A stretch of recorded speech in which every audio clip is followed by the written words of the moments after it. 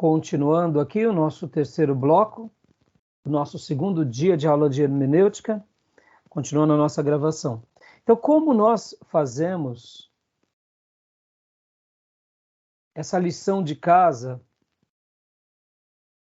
aonde usamos as ferramentas necessárias, quais são?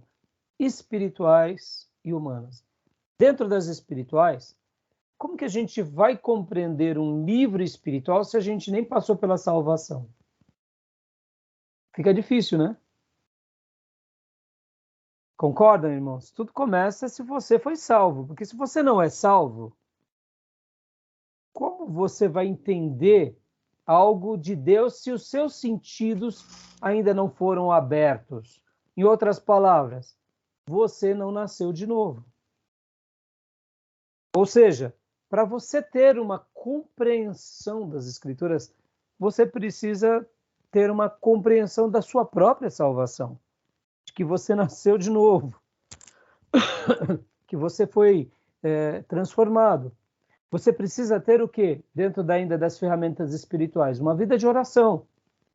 Ou seja, você precisa ter relacionamento de primeira mão com Deus. O que mais? Você precisa ter uma vida de santificação. E os textos bíblicos que a gente está vendo em cada um desses pontos, 1 Coríntios 2, Salmo 119, Tito 2,7, vai mostrando que isso não é apenas uma sugestão divina, mas é uma obrigação para o crente viver isso, ou seja, é um mandamento. Dependência do Espírito Santo, 1 Coríntios 2,10, ou seja, a gente precisa depender dele. Quando a gente compreende, quando a gente não compreende. Por quê? Porque isso está dentro das ferramentas espirituais. A lista ela é muito maior. Poderia colocar aqui vigilância, poderia colocar aqui jejuns, sim. Poderia colocar aqui meditação. Poderia colocar aqui o que? A prática. Ou seja, dentro da espiritualidade, das ferramentas da espiritualidade, aqui o autor do slide, ele menciona isso, mas a lista é um pouco mais, eu diria, pedir sabedoria espiritual. Oh, meus irmãos, precisamos muito disso. Tudo bem até aí? Ficou claro? Ô, pastor, Tá e claro? é tão comum a gente ouvir testemunhos e relatos de pessoas que acabaram de se converter, né? Ou então nem não têm a salvação ainda. A dificuldade que elas têm em entender a Escritura, né? Por conta de não serem salvas ainda e não terem o Espírito de Deus em si. Como que a gente vai falar sobre um ensino e vamos fazer uma hermenêutica sobre fugir do mundo para uma pessoa que está no mundo? Vai ser um discurso literário só. O pessoal vai falar, não, tem que fugir do mundo, esse mundão perdido, né? Esse mundão de luxúria. Ah, mas pular o carnaval, qual o problema? Ir pra baladinha ali, dar um rala-rola ali no forró, um rasta-pé com a véia, qual o problema? Entendeu? Ele não consegue discernir, porque para ele coisas do mundo são aquelas coisas horrorosas, né? Não, a pessoa só vai entender do mundo quem realmente passa pela porta da salvação. Quem ainda está na porta larga não entende, não é? Então você vê, é isso aí. E agora, olha que interessante, irmãos. E por que a gente prega a palavra? A gente prega a palavra para que o Espírito Santo desperte corações para que se converta. Porque é pelo poder de Deus que elas se converterão. Mas em tese, irmãos, a palavra é para crente. A palavra é para um crente. Porque só um crente vai entender, só um salvo. Mas a gente prega porque é pregando ela que Deus salva. É pregando ela que ela é a espada do Espírito, que Deus vai quebrando a pedra e vai esmiuçando a rocha e vai transformando os corações, porque ela é a água de Deus, ela é a comida de Deus que sacia a alma faminta. E por isso que nós pregamos, mas esperar que a pessoa compreenda é esperar demais, é ou não é?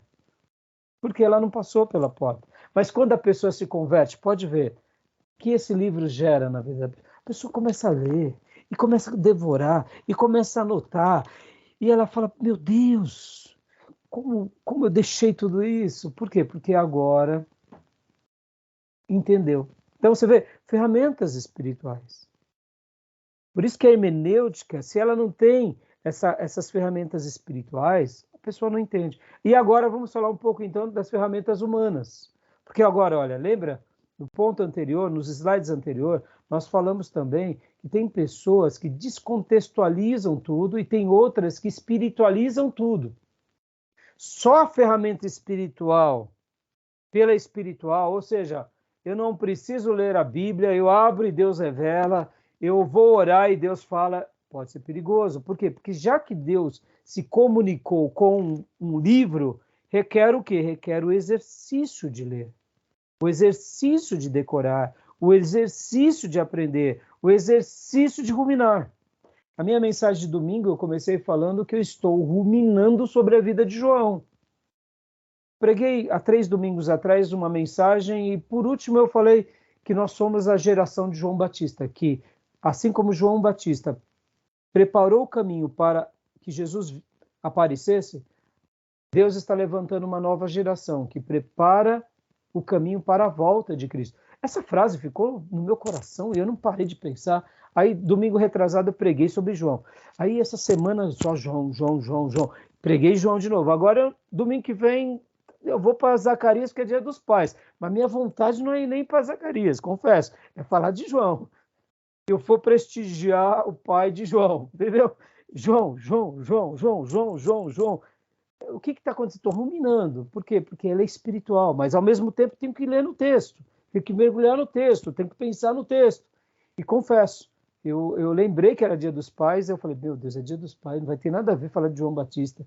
E aí eu lembrei que Zacarias, aí Deus me deu uma mensagem, hoje cedo, inclusive, eu fiquei muito feliz. Mas é o pai de João. Né? Eu vou destacar o pai, mas é o pai de João, entendeu? Hã? Tá ali, né? Tá ali. Tá ali, entendeu? Porque é dia dos pais, né, irmãos? Agora, o que eu quero dizer, irmãos, é a lição de casa. Será que espiritualizar só? A gente também não pode só humanizar. Não, eu vou estudar, eu não vou orar, não vou meditar, não vou pensar. Sem brincadeira, irmãos, eu até estou aqui com o meu caderno, né?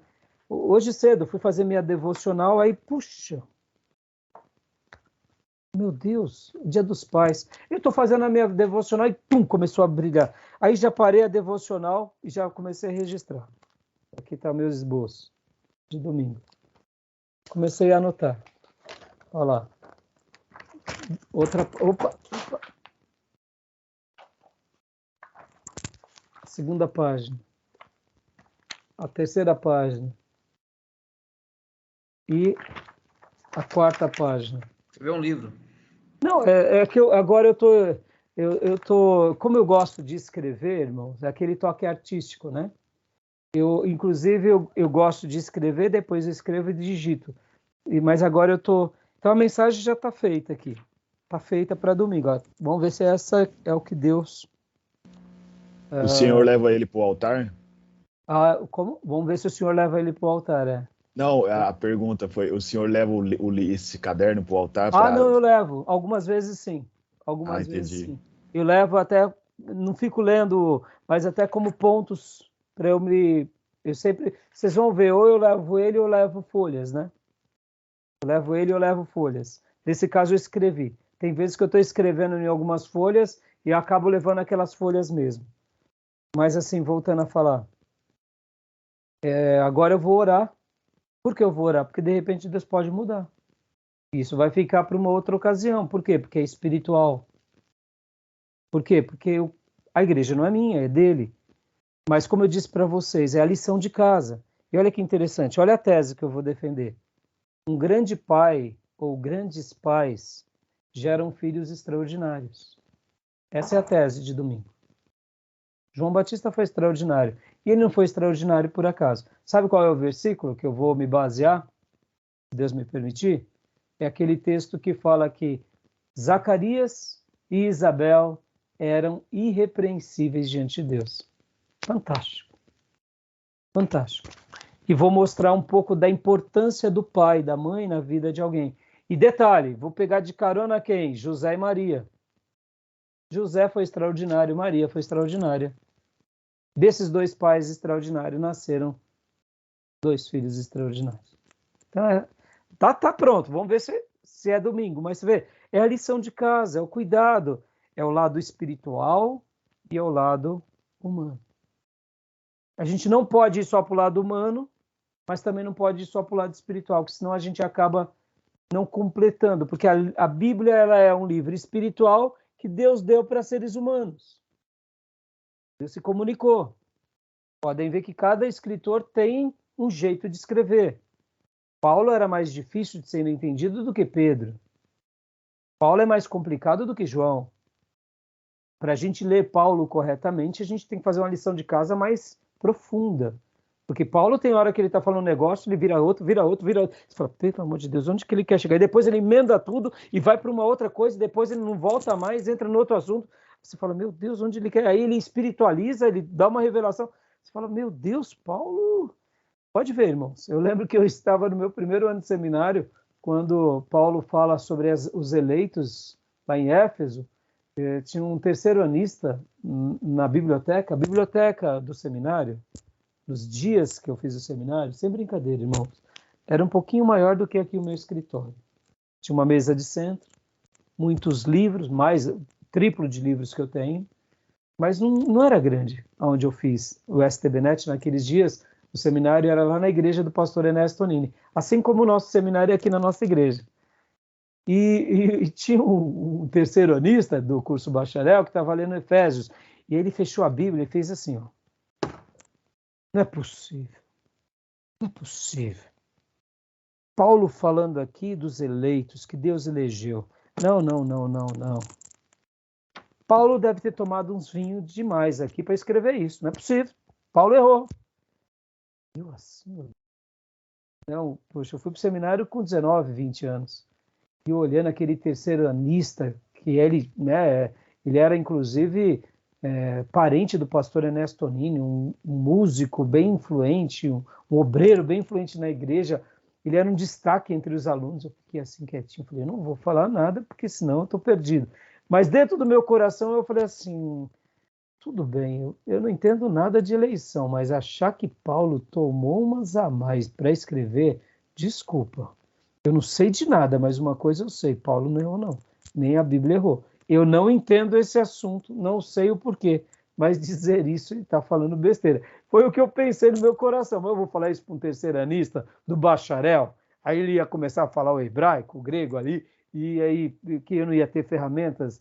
Percebam, irmãos, espiritual e o intelectual. Tem hora que você não sabe responder. Você vai ter que estudar. Depois de muito estudo, a gente compreende que Paulo não tomou vinho nenhum. Quem tomou vinho foi ele para falar aquela asneira. Paulo foi guiado pelo Espírito Santo para falar uma doutrina tão linda, que a gente até hoje tem dificuldade de compreender, mas é uma verdade de Deus. Ponto final. Isso que eu ia falar. Até hoje tem debate. Até hoje tem debate. Ou seja, o lado humano. E aqui dentro das ferramentas humanas vem o quê? Estudo diligente, espírito humilde e uso de recursos. Por exemplo, irmãos, a gente está aqui debatendo hermenêutica, pedindo a bênção dos nossos teólogos do passado. Estamos pedindo a bênção dos nossos teólogos do passado e dos nossos teólogos do presente. Estamos caminhando com eles dizendo, o que vocês aprenderam, meus irmãos? Porque é estudo diligente, é espírito humilde e uso de recursos. Porque ao estudarmos, o importante é sermos transformados pelo conhecimento, seja as ferramentas espirituais e humanas. Tudo bem até aí, meus irmãos? Tudo bem até aí? Tranquilo? Tudo bem, pastor. Vamos lá, mais um pouco, para a gente encerrar a nossa aula de hoje. E aqui, as 5 regras da hermenêutica. Aqui, meus irmãos, é magnífico, magnífico, magnífico. Essa daqui não é as 5 regras. A gente vai entrar agora no livro do Nelson e do Lund, porque esse livro ele vai trabalhar nas 5 regras da hermenêutica. E ele começa, antes de apresentar as 5 regras, ele dá a regra das regras, ou a regra áurea, que é a Bíblia é seu próprio intérprete. Se não quisermos incorrer em erros e atrair sobre nós a maldição que a própria Escritura pronuncia contra os falsificadores da palavra. Percebam, a própria Escritura pronuncia e tem pessoas que são incrédulas, que não temem. Por quê? Porque elas não acreditam. Isso não quer dizer que não acontecerá sobre elas, sobre essas pessoas, tais sentenças. Mas se a gente não quiser viver como eles vivem, de forma errante, logo a gente tem que acreditar que a Bíblia é o seu próprio intérprete. Ou seja, a Bíblia interpreta-se a si mesmo. Deus, na sua onisciência, deu um livro maravilhoso e ele se completa, ele trabalha entre ele se responde. Por quê? Porque Deus é mais sábio do que os homens.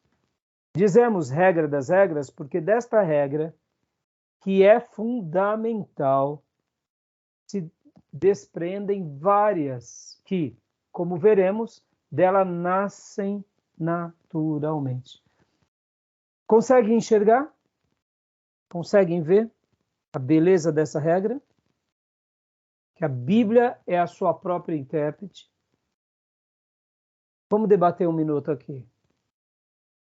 O que vocês acham? Por que nosso irmão Lund e o Nelson chegou a essa dedução? Acho que o senhor já respondeu, inclusive, né? O fato de não ter nada maior do que as próprias Escrituras, ela responde a ela mesma. Mas pensando dessa forma, não poderíamos incorrer num erro de limitações? Poderíamos, não poderíamos? Ser um livro que não dê todas as respostas, ou poderíamos incorrer num perigo do quê?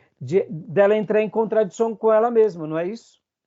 Isso que eu ia falar, assim, se tratasse de um livro comum, até poderia incorrer nesse erro. Mas por que assim, ela não incorre? Aí isso que é a pergunta, e por que ela não incorre? Porque as explicações dadas pela própria Escritura, em qualquer dúvida que se há em algum texto, indo buscar em outro texto, parece ser esclarecedor um tanto quanto que parece ser impossível ela se contradizer. Já havia até alguns exemplos sobre isso, de texto responderem outros textos e de uma forma incrível. Agora, olha que interessante. Por que isso acontece? Porque o autor dela, o autor da Bíblia, Glória a Deus. Conhece a Bíblia. Glória a Deus. Isso é fantástico, é magnífico. Se tudo que eu ensinar nesses módulos aqui de hermenêutica para vocês guardarem isso como um dia eu guardei, vocês só serão apaixonados por esse livro e viverão uma vida ministerial e uma vida pessoal diante de Deus, conservando esse temor, porque o autor desses 66 livros é o mesmo, é o Espírito Santo. Então, o que ele revelou para Moisés? Ele revelou parte para Moisés, parte para Davi, parte para Pedro, e ela se completa porque ele costura na sua sabedoria e na sua unção. Podem ver que a revelação de Deus ela é progressiva, mas ela é inteligente. Mesmo quando Deus separa Abraão, Isaac e Jacó, que são os patriarcas, Deus se comunica com eles de forma oral. Moisés registra. Mas aquela comunicação oral não entra em discordância com nenhuma porção. Por quê? Porque é o mesmo autor. Quem foi que separou pela mão Abraão de Ur dos Caldeus? Foi o Espírito Santo. Quem foi que gerou a promessa sobre Abraão e Sara e deu filho na velhice? Foi Jesus e o Espírito Santo e o Pai. Quem foi que levou Jacó para o Egito sob a tutela de José como governador? E quem deu o sonho para José foi o Espírito Santo de Deus. Ou seja, irmãos, é magnífico, é magnífico. A Bíblia é o seu próprio intérprete. Isso é fantástico, isso é fantástico. Isso é magnífico, dá vontade de chorar, dá vontade de pular. Me permita, se a gente aqui está num culto mais pentecostal, numa aula, a gente começa a bater, pular, porque é magnífico. Quando a gente começa a lembrar, irmãos, a lembrar que Deus usou boiadeiros, pescadores, reis, poetas, homens pobres, homens ricos, para escrever esse livro, é magnífico. Quando a gente começa a lembrar e pensar que foi num período de aproximadamente 1.500 anos, qual é o livro que você segura onde o autor vive 200 anos? Não tem. Nós sabemos que antes do dilúvio vivia-se muito, mas ali não temos texto sagrado escrito. Temos Deus se comunicando com Sete, com Enoque, com Adão, com Eva, com o próprio Noé. Deus se comunica, se revela de forma oral. Agora, olha que interessante. Nenhuma religião do mundo foi escrito por uma pessoa durante vários séculos, a mesma pessoa. E no caso da Bíblia, é a mesma pessoa. Por quê? É o Espírito Santo de Deus. Usando quem? Quem ele deseja, aonde ele deseja. Uns eles usam pegando pela mão e tirando da Suméria, outros ele usa indo para o Egito, a maioria deles que são usados por Deus estão aonde? Estão ali em Israel. Depois Deus usa outros aonde? Lá na Babilônia. Sim, Daniel estava onde? Daniel foi levado como garoto, mas ele escreve lá na Babilônia. Olha que fantástico. O profeta Ezequiel também. E aí a gente começa a ver, irmãos, como Deus vai usando os seus instrumentos para quê? Para revelar o seu texto sagrado. E podem ver que eram homens sábios, eruditos, de linhagem sacerdotal e pessoas comuns, simples, como um pescador como Pedro, que era indouto. Fantástico, não, meus irmãos? É maravilhoso. Então, por isso que a Bíblia interpreta-se ela própria. Quando a gente pega o Alcorão, quem escreve o Alcorão? É Maomé. Maomé escreve o Alcorão. O Evangelho de Allan Kardec, quem escreve? Aí temos o nome da pessoa que escreve. Qualquer religião é o líder daquela religião que escreve sobre aquela religião. Mas a gente tem um texto sagrado na mão que não foi escrito por um homem só, porque não deu tempo. Moisés viveu no ano de 1500 a.C., Davi por volta do ano 1000, outros profetas no ano 700, 800, e assim vai. E aí vem até os apóstolos que escrevem o Novo Testamento, junto com Paulo e João, concluindo o Apocalipse. E Deus fecha a revelação. Ninguém tem esse controle da história. Por isso que esse livro é sagrado. Estão entendendo, irmãos? Por isso que o diabo quer arrancar essas informações, quer dizer que ele não é sagrado. E a Bíblia interpreta-se a si própria. E depois, tudo bem até aí, meus irmãos? Tudo bem? Tudo sim. Joia. Eu vou parar por aqui. Hoje eu até peguei aqui, olha, a gente vai começar a trabalhar, inclusive, olha só que legal. Só vou mostrar para vocês, tá? Só para mostrar agora aqui para vocês. Eu vou, dentro da nossa aula, a gente vai usar aqui também um pouquinho de arte. Olha que legal. Separei aqui para vocês algo para vocês entenderem. A gente vai fazer uns desenhos bem legais aqui sobre a regra fundamental. Qual é a regra fundamental, meus irmãos? Vamos lá, vamos ver, meus alunos. Bíblia interpreta a Bíblia. Você pode colocar como você quiser. A Bíblia explicada pela Escritura. A Bíblia explicada pela Escritura, a Bíblia é sua própria intérprete, desde que você não fuja a esse princípio, da forma que você quiser falar. Essa é a regra das regras, é a regra áurea. Essa pergunta cai na prova, decore, guarde no seu coração, guarde na sua vida. Pastor, o Lund e o Nelson fazem essa afirmação? Fazem. Mas e o nosso irmão Roizuki, outros exegetas e hermeneutas, eles até podem não citar isso, mas essa é a ideia que eles têm. Estão entendendo, irmãos? Que essa é a tese da hermenêutica. Essa é a tese. que a Bíblia ela interpreta-se a si mesma. Se é um teólogo ortodoxo, vai defender isso. Se é um liberal, vai defender outra coisa. Se é um neopentecostal, aí não precisa nem falar, né? Então, irmãos, a gente vai fazer aqui algumas coisas. Por exemplo, deixa eu só mostrar aqui para vocês as 5 regras. A gente vai trabalhar com alguns desenhos, e esses desenhos vocês nunca mais vão esquecer. Nos desenhos que a gente vai ter, são 5 regras, e dentro dessas regras vocês vão aprender várias coisas. E aí a gente vai trabalhar aqui dentro desse bloco de notas, eu vou fazer alguns desenhos aqui para vocês, para fixar as ideias. Mas como a hora já deu hoje, a gente vai parar por aqui. Tudo bem, meus irmãos? Beleza. Alguma dúvida? Certo. Alguma dúvida? Nenhuma? No princípio, não. Tá bom. Eu só te perguntar, esse slide o senhor chegou a mandar para nós? Eu não lembro de ter... Eu compartilhei hoje o material pelo Drive. Tá bom? Obrigado. Beleza. E coloquei hoje no grupo a Hermenêutica parte 1 e a Hermenêutica parte 2, que são esses slides, tá bom? E agora, irmãos, assim, são 5 regras. A gente vai estar gastando essas 5 regras nas próximas aulas. Pode ser que vai ter aula que a gente vai fazer 2 regras, vai ter aula que a gente vai ficar em 1 regra.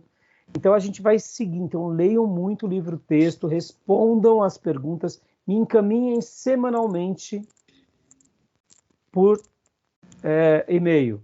Porque dessa forma, vocês vão fixar todos os princípios e a gente vai nadar de braçada e vamos nos deliciar no livro do Espírito de Deus, que irmãos, é a palavra eterna do nosso Deus bendito. É a nossa herança, é o nosso tesouro, e que a gente possa ser que nem Davi, que amava esse livro, que nem João Batista, que amava, que nem os apóstolos. Essa tem sido a minha oração. Faz de mim, Senhor, um homem cheio do teu Santo Espírito, como foi João. Não para preparar o teu caminho, porque ele já foi preparado, mas quem sabe para preparar para a tua volta, né? Que Deus nos ache aprovados. Tá bom, meus irmãos? Que Ele tenha misericórdia e graça de nós. Tá bom? Amém. Então, alguma pergunta, alguma dúvida? Não, por enquanto não. Então, maravilha, meus irmãos. Então, uma semana abençoada para vocês. Que Deus dê uma semana de vitória. Final de semana espetacular. E que a bondade e a misericórdia de Deus esteja sobre nós, tá bom? Nos vemos, querendo Deus, terça que vem. Em nome de Jesus. Tá Amém. Bom? Uma boa noite, meus irmãos, para vocês e para a família. Boa noite, graça e paz a todos. Graça e paz. Amém. Deus abençoe. Amém.